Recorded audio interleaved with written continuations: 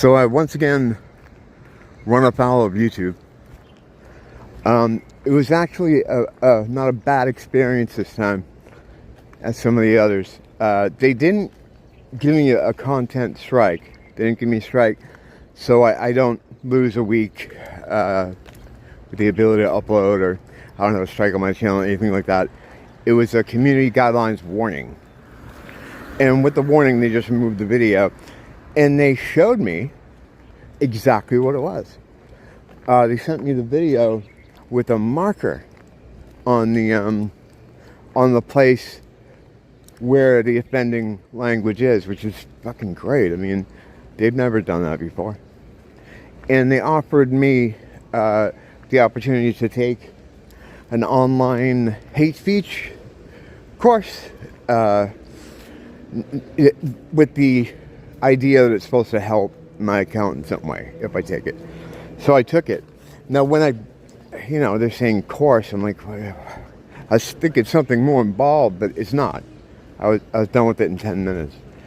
And it was kind of eye-opening.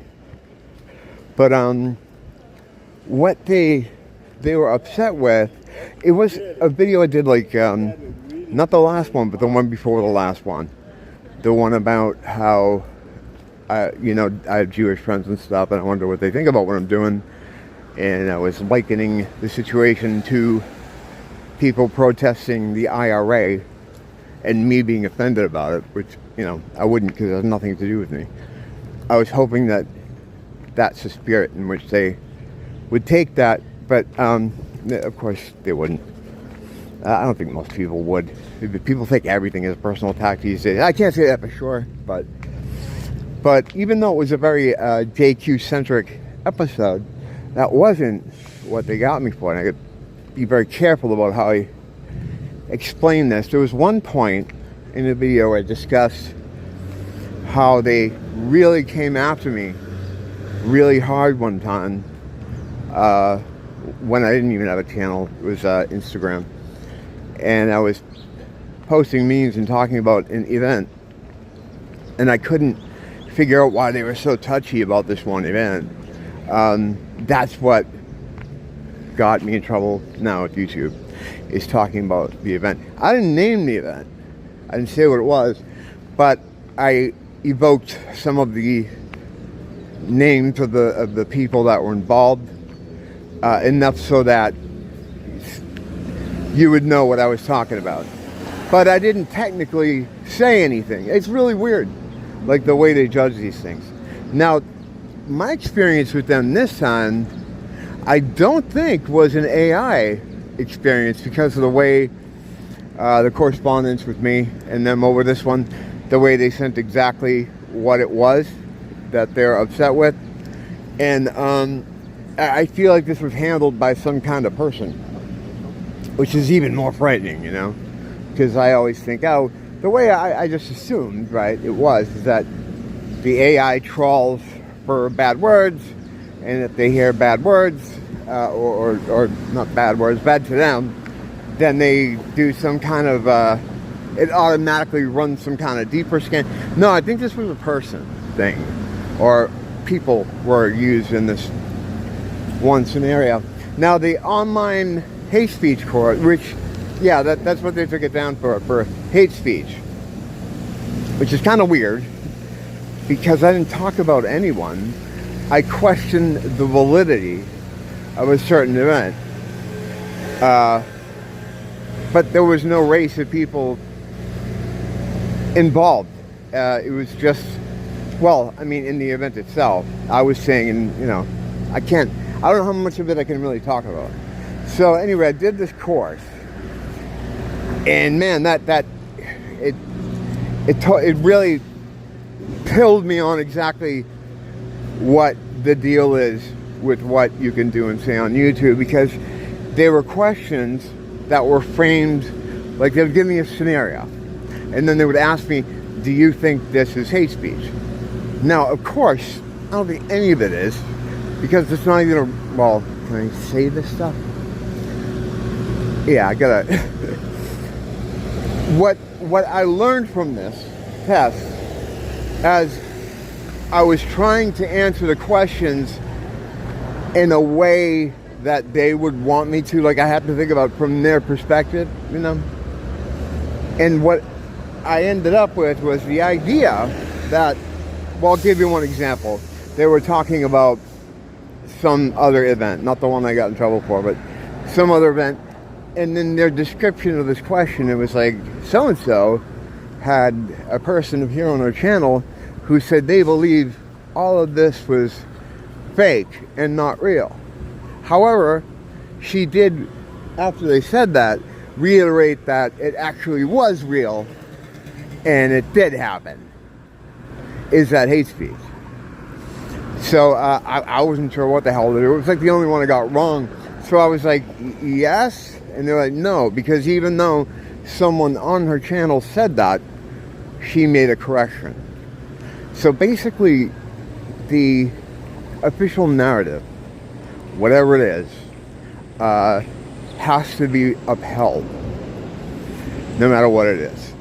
Like if, and I don't know who the arbiter of what is and isn't, I guess it's whatever the news media declares the truth of the scenario to be. You have to stick with that. You have to uphold the narrative, or you know, the official narrative, or the popular narrative, or whatever. It's really weird.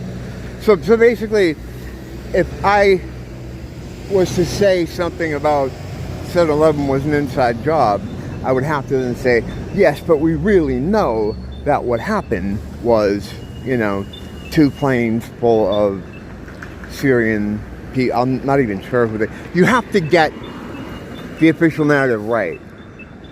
So you got to learn what the official narrative is, and that's what you have to go by.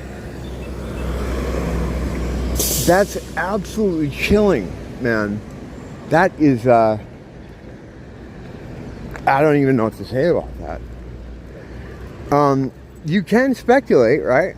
But you have to explicitly say, but the real story is this. You know, maybe some people might think this happened, but it didn't happen. And you have to be pretty firm on the official narrative. Or else it's considered hate speech. It was kind of a weird, I don't know. Like, I was just about to go into my feelings on hate speech and the term hate and how it's used and how it's complete. That, well, as I always say, it doesn't really mean anything. All it means is that we're going to say we don't like what you're saying, so we're calling it hate speech. And that's exactly what happened here. Because I'm not, you know, I don't know. I'm still trying to figure out exactly how I can say it. But anyway, I appealed it, because why not? And usually what happens is they get back to you instantaneously. Like, no. This time, I mean, they kind of made it so that one could imagine they may have, you know, actually looked at it again. Enough time had elapsed for, you know, a human being to actually look at it again. But, you know, they turned it down. So what happens is the video is deleted from YouTube. And I get the content warning, which is, you know, good for them, because usually how this kind of thing works is I get a content strike. You know, I've gotten 5 in, you know, 3.5 years. And they'd never tell you exactly what it's for. They just give you the strike. I have like under 350 subscribers. And I've gotten 5 content strikes where I got a week off and couldn't upload for a week. I got, you know, kicked off for a week. For a guy with such a small audience, they seem to be really concerned with me. It's Batman and Batman fighting it out in the shadow of a giant paper towel roll with a rug on fire. This is drama.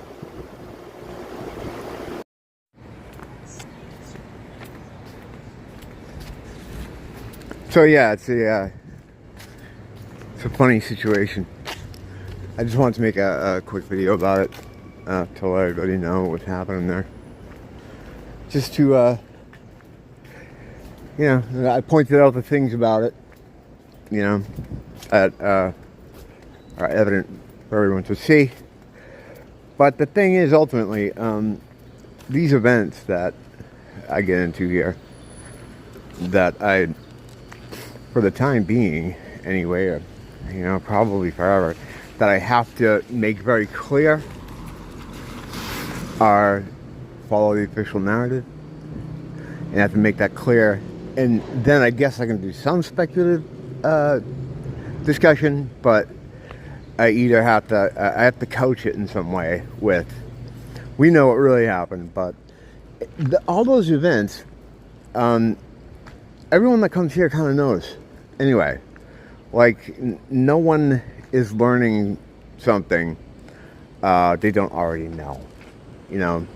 Yeah, it's fun to kind of talk about this stuff, but ultimately, everyone that's here, that comes here, already knows this stuff.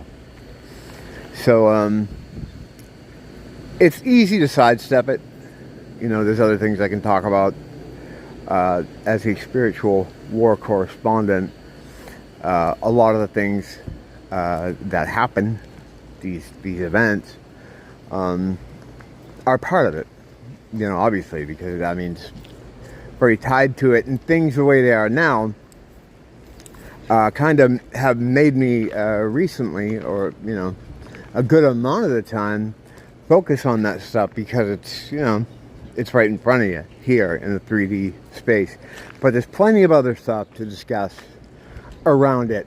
And if I have to say something that I feel is important about it, you know, I can song and dance my way around it. But yeah, it's just pretty crazy. It's you know, it's pretty crazy where we're at.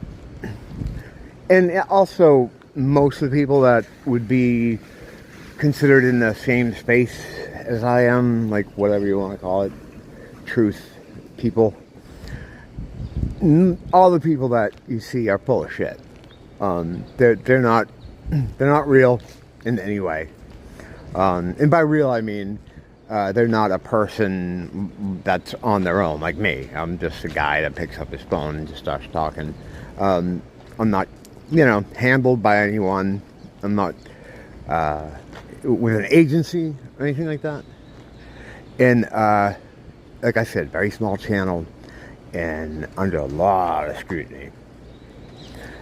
So I mean, that's just how it is. So yeah, most of the guys that you see on here talking about all these subjects, they're all shills. They're all controlled by someone, you know. And that's just the way it is. But that's all right. I'm gonna keep rolling along, singing a song. I'll be back later with a couple things I want to talk about that I'll get to in a little bit. But thanks for dropping in and checking on me. Till next time, don't blame the teacher, blame the school.